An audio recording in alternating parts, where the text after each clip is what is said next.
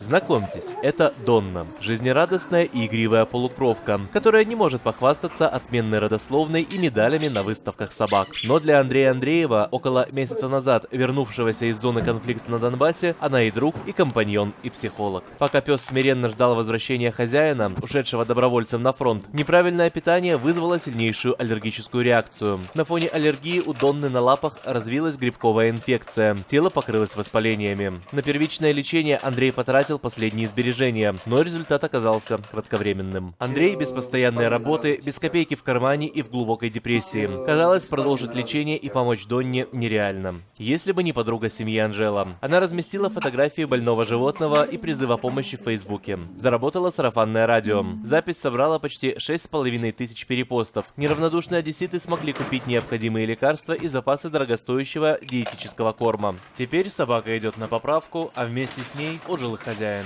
Появится смысл, появится радость, появится надежда, потому что вот у нас один знакомый, который вернулся из АТО, он через какое-то время покончил с собой. Увы, подобные трагические истории не редкость. С начала боевых действий на Донбассе, по данным Минобороны, с жизнью покончили более 170 украинских солдат. Но волонтеры, занимающиеся психологической реабилитацией, считают эту цифру сильно заниженной. Андрей делится: после возвращения на гражданку солдат словно попадает в другой мир. Пройти неизбежный период адаптации самому бывает очень тяжело. Рядом должен быть тот, кто подставит дружеское плечо или протянет лапу помощи. Когда у тебя есть с кем выйти и просто идти, это уже очень здорово. Когда этот кто-то тебе близок и радуется тебе, ну это вообще замечательно.